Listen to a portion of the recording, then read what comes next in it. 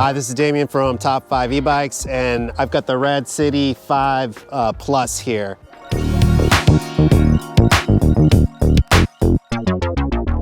This is a cool bike. It's made by Rad Power Bikes, biggest e-bike company pretty much that you know about right now.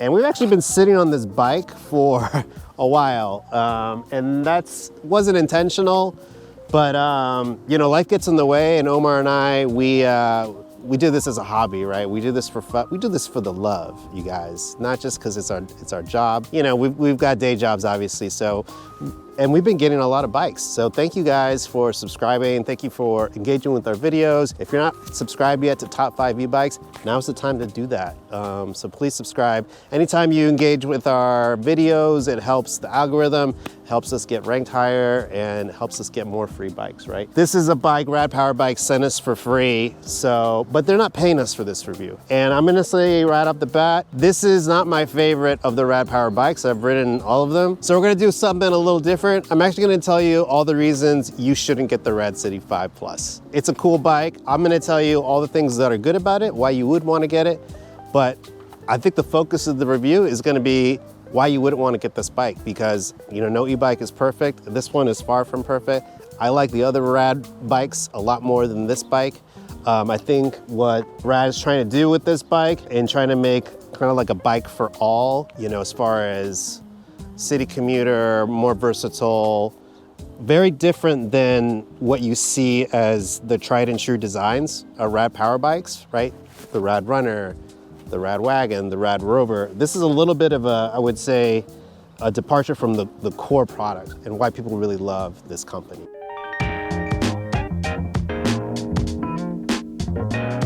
The RadCity 5 Plus comes with a 48 volt, 14 amp hour battery. That's a 672 watt hour battery. It's semi-integrated into the frame.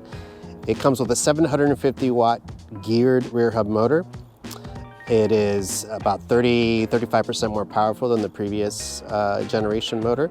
It comes with integrated headlights and taillights. It comes with 5 levels of pedal assist and a cadence sensor. It comes with a twist throttle, left side twist throttle, and a right side thumb shifter. The thumb shifters on this bike are microshift Mizu thumb shifters and derailleurs. The brakes are nut hydraulic disc brakes with 180 millimeter rotors. They are Rad Power Bikes approved. The RadCity 5 comes with front and rear fenders. It's got a 50 millimeter suspension fork. It's an aluminum frame, and it comes with faux leather grips with stitching that are quite attractive. The handlebars are aluminum swept back riser bars with an adjustable stem. Omar and I would love to hear what your thoughts are on this bike. If you love the RadCity 5, I want you to drop a comment. If you have a little buyer's remorse, I'd love to hear you drop a comment too. But yeah, let's talk about first the things that I really do like about this bike.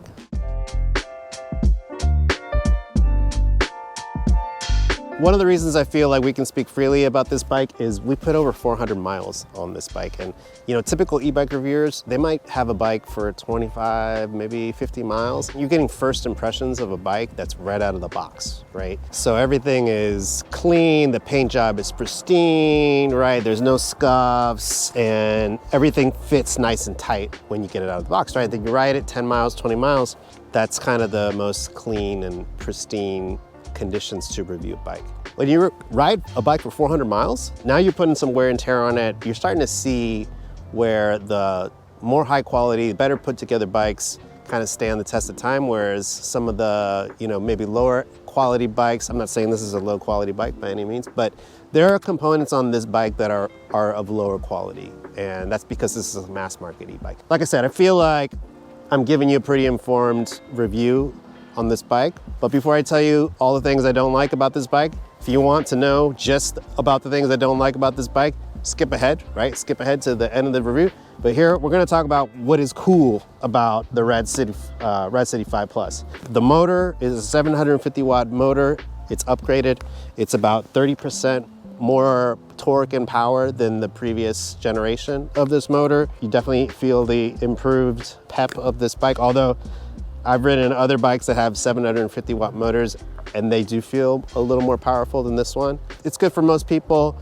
It doesn't blow you away, but it's solid for this type of commuter e-bike. Another thing that's actually I like about this e-bike, but maybe a lot of people feel differently, is the display.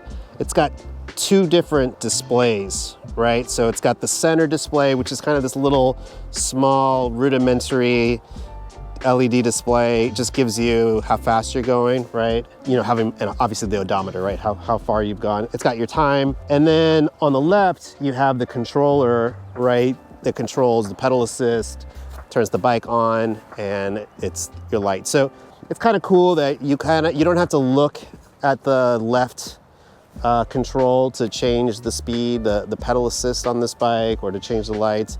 And your odometer and your speedometer is right in front of you, right? So you don't have to change your view, maybe gets distracted. That's how you can crash your bike, right? If you're looking always down on the left. It's not as big as some of the other bikes that are coming out. It's not as advanced an LED screen, but it is it's practical for sure. Another thing I think is cool about this bike is it comes with an adjustable stem. It's got the swept back handlebars, right?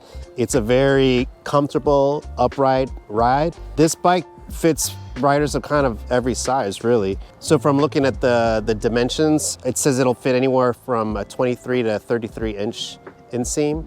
So that's a pretty wide range of riders. So I'm 5'7", and you know, I think it's kind of perfect. I'm kind of like the mid-range point for this rider, for a rider of this bike. But it could easily work for someone who's, I would say, maybe 6'4", because look how high the bike tube, the seat tube is. And I kind of ride high anyway, but for you know, someone who's 6+ feet, this will work, right? Someone who's, you know, maybe my mom's size, you know, 5 feet, 5'1", like that's a pretty heavy difference, right? And there's lots of room here. And then the fact that you can adjust the handlebars, I mean, it's pretty versatile. Like it works for almost any size rider. Those things make this bike actually a pretty comfortable bike to ride. It's got the front suspension. I could see maybe an older rider. I could see my mom riding this bike, you know, very comfortably. It's not intimidating. It's got we have the step-through edition. So it's a very approachable e-bike. The grips are really comfortable. So yeah, this is clearly a city commuter bike, a hybrid bike. That's a pavement rider. These aren't fat tires, right? These are, you know, more standard, more versatile road tires. They're puncture resistant, but this profiles as more of a, you know, city commuter e-bike. It's approachable, it works for every type of rider, although I wouldn't suggest like maybe a teenager with this bike just because how powerful the motor is. Those are the things I think are good about this bike. Those are the reasons someone would want to buy this bike, I think. Now let's get to the fun part, right? Let's get to the things I don't like about this bike and why I wouldn't buy this bike personally for myself, right?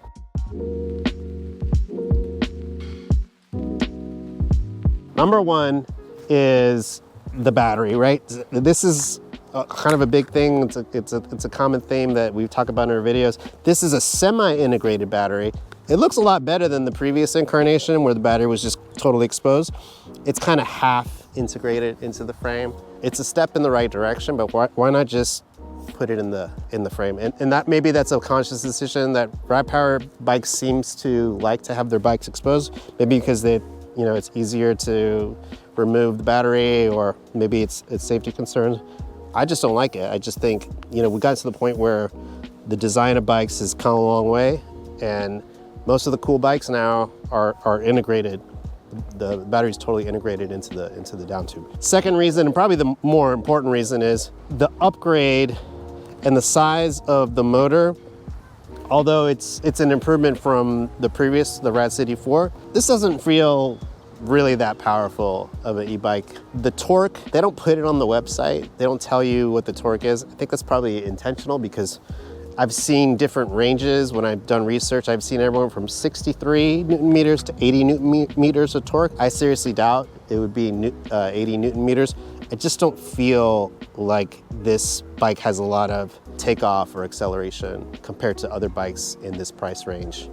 that also have 750 watt motors. That probably has a lot to do with the controller and the specs of the controller. You know, they're gating the motor, right? Like the full capabilities of the motor for safety's sake. This is not really that fun of a bike to ride compared to bikes in this price range, in the $1,800, $2,000 price range. Another big reason, number 3, is the price, right? So you're getting a lot of features on this bike. You're getting an integrated rack, you're getting the fenders, you're getting the integrated brake lights, headlights, the nut hydraulic disc brakes, right? Which make it easier to brake.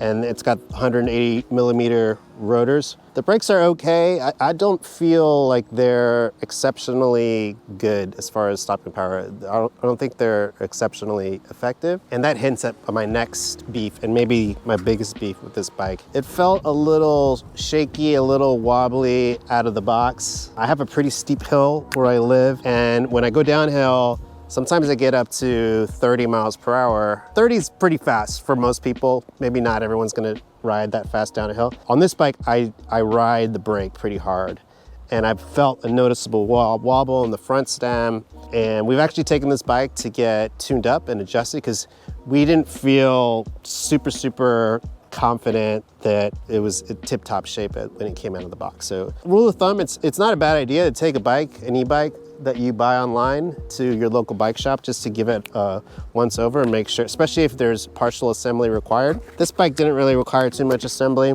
but it didn't inspire a lot of confidence when I was riding this bike. And the brakes, I've had to adjust the brakes a couple of times, and I haven't really had to do that with other bikes. I've ridden 100, 200, 300 miles, and I've already had to do that a couple of times with this. So there's maybe questions about the build quality and the quality of some of these components. The group set is, it says on the side it's Shimano Altus. This is actually microshift. So microshift derailleur, microshift thumb shifter. There's nothing really wrong with microshift. It's just not a known brand, right? It's a newer brand, it's not Shimano.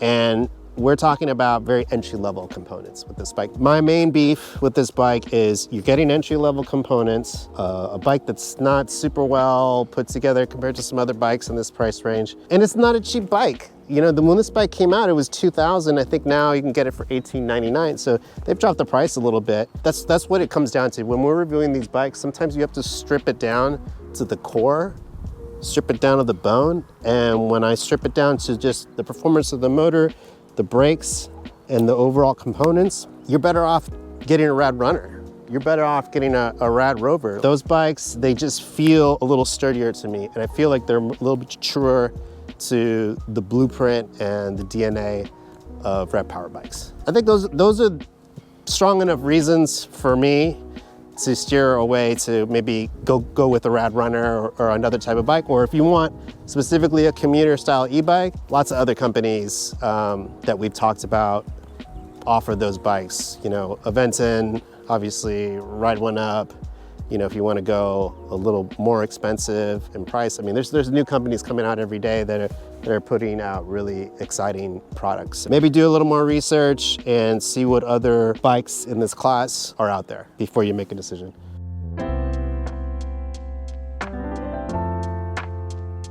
So if you've made it this far into the video, thank you again for watching, for listening to me bitch about Rad Power Bikes. Don't get me wrong, this is a good e-bike for a lot of types of riders, and if you're looking for a city commuter e-bike and you really love the convenience of Rad Power Bikes and the fact that they have shops everywhere, they're a known brand, right? You're talking about, you know, really robust customer service arm, all the reasons you would buy from like a bigger name brand, then you should definitely get this bike. I don't think this is the best value for $1,800, $1,900. I think there are a lot of bikes that are gonna give you more bang for your buck.